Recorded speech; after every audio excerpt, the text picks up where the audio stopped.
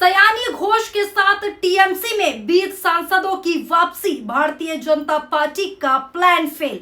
जिसे कल तक टीएमसी की सबसे बड़ी बागी बताया जा रहा था, आज वही नाम ममता बनर्जी के लिए सबसे बड़ी उम्मीद बनता दिख रहा है। जिस सयानी घोष को लेकर सुबह से खबरें उड़ाई जा रही थी, खबरें वायरल की जा रही थी कि वो भारतीय जनता पार्टी के साथ जा सकती हैं, अब उसी सयानी घोष को लेकर बंगाल की राजनीति में बिल्कुल उल्टी चर्चा शुरू हो गई है। साफ तौर पर अब कहा जा रहा है कि टीएमसी के भीतर जो 20 सांसदों की कथित बगावत दिखाई जा रही थी, उसके पीछे की कहानी अब पूरी तरीके से बदल रही है। और अगर ये कहानी सच निकली तो सिर्फ और सिर्फ ममता बनर्जी ही नहीं, बल्कि राहुल गांधी और पूरा विपक्ष एक बड़ा राजनीतिक फायदा उठा सकता है। कैसे, वो भी आपको आगे सिलसिलेवार इस खबर में बताने वाली हूं। सवाल सिर्फ सयानी घोष का नहीं है, सवाल उस पूरे खेल का है जिसमें टीएमसी, कांग्रेस और जेडीयू का नाम एक साथ जोड़ा जा रहा है। सबसे पहले आप इस हेडलाइन को देखिए, स्क्रीन पर चल रही हेडलाइन देखिए। संकट के बीच ममता बनर्जी के लिए गुड न्यूज, 20 बागी सांसदों वाला दावा साबित हो गया झूठा। यानी बागी सांसदों का दावा झूठा साबित हो गया है। रिपोर्ट देखिए, पश्चिम बंगाल में विधानसभा चुनावों के नतीजों के बाद ममता बनर्जी की पार्टी तृणमूल कांग्रेस ताश के पत्तों की तरह ढह रही है। पार्टी के 50 से ज्यादा विधायकों के बाद अब सांसदों ने भी ममता बनर्जी का साथ छोड़ना शुरू कर दिया है। टीएमसी में बागी हुई काकोली घोष दस्तीदार ने साफ तौर पर खुला दावा किया है कि पार्टी के 20 सांसदों ने लोकसभा अध्यक्ष ओम बिरला को पत्र लिखकर एनडीए को समर्थन देने की बात कही है। इस संकट की घड़ी में, इस मुश्किल वक्त में एक ऐसी खबर सामने आई जो ममता बनर्जी को राहत दे सकती है। आगे इसी रिपोर्ट में लिखा है कि दरअसल 20 बागी सांसदों के लिस्ट में शामिल टीएमसी सांसद प्रतिमा मंडल ने गुरुवार को कहा कि उन्होंने ऐसे किसी भी दस्तावेज पर साइन नहीं किए हैं। जयनगर से टीएमसी सांसद प्रतिमा मंडल ने बागी गुटों के खिलाफ ही मोर्चा खोल दिया है। उन्होंने साफ तौर पर एनडीए को समर्थन वाले पत्र पर अपने हस्ताक्षर यानी कि सिग्नेचर होने की खबरों को पूरी तरह फर्जी बड़ा करार दिया है, फर्जी कह दिया है। बागी धड़े को जो है खुली चुनौती दे दी है। उनके नाम का इस्तेमाल किए जाने से नाराज सांसद प्रतिमा मंडल ने कोलकाता में एएनआई से जो है बातचीत की और एएनआई से बातचीत में कहा कि ये एक झूठी खबर है, यानी कि फेक न्यूज है। मुझे यहाँ के लोगों ने चुनकर आशीर्वाद दिया है। उन्होंने कहा, मैं 4 तारीख के बाद दिल्ली नहीं गई, यहाँ कोलकाता में ही हूँ। उन्होंने बागी गुटों को चुनौती दी और चुनौती देते हुए कहा कि जो लोग ये झूठी अफवाह फैला रहे हैं, ये फेक न्यूज फैला रहे हैं, अगर आपके पास 20 सांसद है और ये खबर पिछले 2-3 दिनों से जो लगातार चल रही है, तो मैं बोलना चाहती हूँ कि सभी सांसदों के सिग्नेचर वाला लेटर मीडिया में क्यों नहीं दिखाया जा रहा।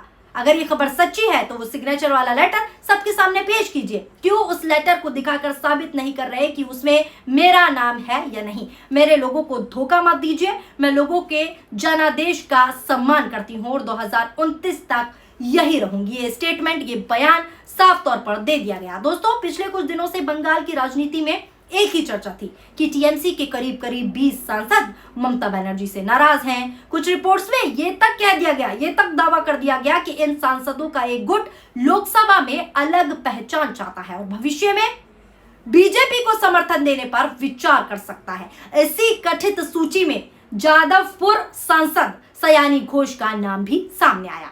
लेकिन दिलचस्प बात क्या है? दिलचस्प बात दोस्तों ये है कि अब जो बातें खबर सामने आ रही हैं, जो वायरल चल रही थी, ना तो किसी इस खबर की आधिकारिक पुष्टि हुई है, ना तो कोई आधिकारिक दस्तावेज आए हैं, ना ही सयानी घोष ने खुद सार्वजनिक रूप से बीजेपी में जाने की कोई घोषणा की है। उल्टा पिछले दिनों में उन्होंने पश्चिम बंगाल सरकार की कुछ नीतियों पर सवाल उठाए, लेकिन पार्टी छोड़ने की बात नहीं कही। यानी कि सारी की सारी न्यूज फेक थी ताकि धारणा बदल दी जाए। सिर्फ फेक प्रचार किया जा रहा था कि टीएमसी गुट में ऐसा हो रहा है।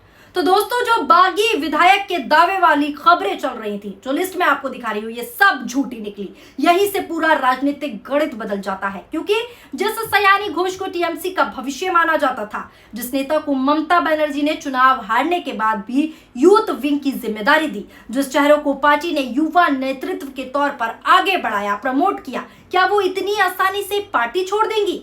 यही सवाल अब बंगाल में पूछा जा रहा है और खुले तौर पर बंगाल में पूछा जा रहा है। राजनीतिक गलियारों में चर्चा ये है कि सयानी घोष कुछ नाराज जरूर हो सकती हैं, कुछ खफा जरूर हो सकती हैं पार्टी की किन्हीं बातों से, लेकिन नाराजगी और बगावत में बड़ा अंतर होता है। और यही वजह है कि अब एक नई थ्योरी सामने आ रही है कि सयानी घोष पार्टी तोड़ने नहीं बल्कि पार्टी को बचाने की भूमिका में भी हो सकती हैं। और यहीं से कहानी सिर्फ टीएमसी तक सीमित नहीं रहती।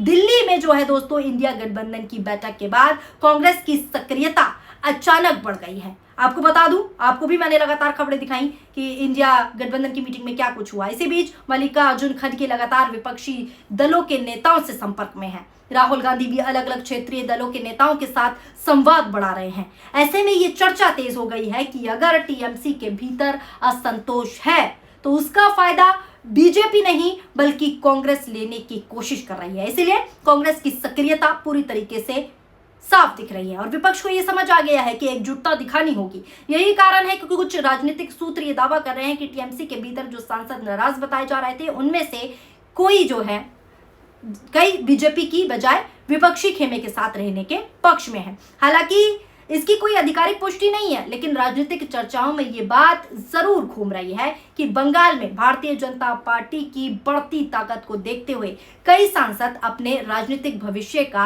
आकलन कर रहे हैं और अगर उन्हें लगता है कि विपक्षी एकता मजबूत हो रही है तो वो भारतीय जनता पार्टी की बजाय उसी खेमे में रहना पसंद करेंगे।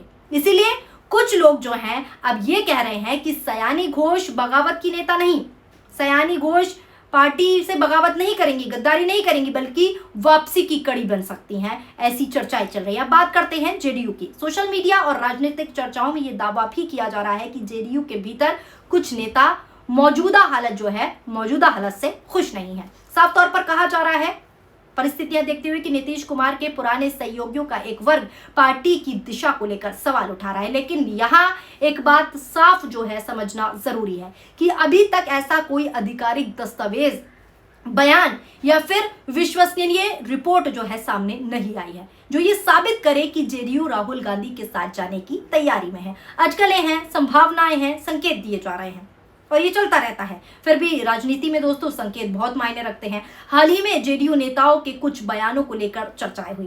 कांग्रेस के प्रति अप्रत्याशित नर्म रुख की बात सामने आई कि कांग्रेस के प्रति नरम रुख अपनाया जा रहा है। इसके बाद राजनीतिक गलियारों में अटकलें शुरू हो गई कि क्या भविष्य में कोई नया समीकरण बन सकता है।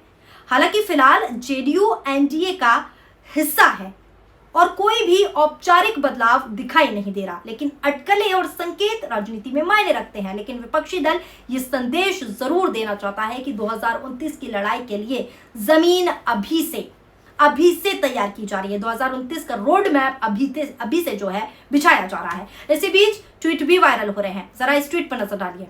ट्वीट में लिखा है कि राहुल गांधी ने ऐसे ही नहीं कहा था कि सरकार 1 साल में गिर सकती है, भूमिका तैयार हो रही है। शायद टीएमसी सांसद के बारे में सुबह से अफवाह है कि वो भारतीय जनता पार्टी ज्वाइन करने वाली हैं, लेकिन सूत्रों के अनुसार सयानी घोष 20 टीएमसी सांसदों के साथ भारतीय जनता पार्टी को ठेंगा दिखा सकती हैं।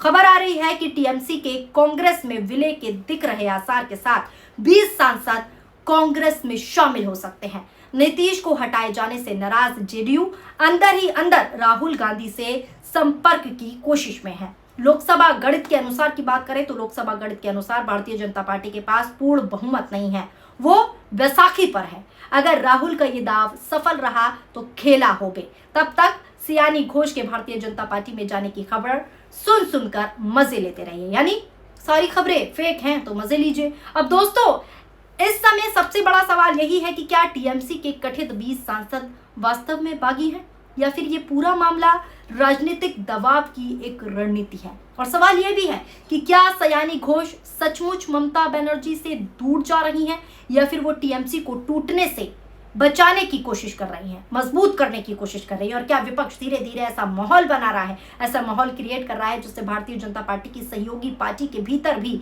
असहजता बढ़े। इन सवालों का जवाब दोस्तों आने वाले दिनों में आपको भी क्लियर हो जाएंगे और हम भी आपको बता देंगे कि आगे आने वाले दिनों में क्या होने वाला है। लेकिन फिलहाल इतना जरूर तय है कि जिस सयानी घोष को लेकर सुबह से भारतीय जनता पार्टी में जाने की चर्चाएं हो रही थी, खूब खबरें वायरल हो रही थी, अब उसी नाम को लेकर राजनीति में बिल्कुल उल्टी कहानी सुनाई देने लगी है, यानी उल्टी गंगा बह गई है। और अगर ये कहानी आगे बढ़ी तो बंगाल से दिल्ली तक कई राजनीतिक समीकरण बदलने की संभावनाएं हैं। फिलहाल दोस्तों इस खबर को लेकर आपकी क्या राय है, नीचे कमेंट बॉक्स में अपनी प्रतिक्रियाएं जरूर शामिल कीजिएगा। शुक्रिया।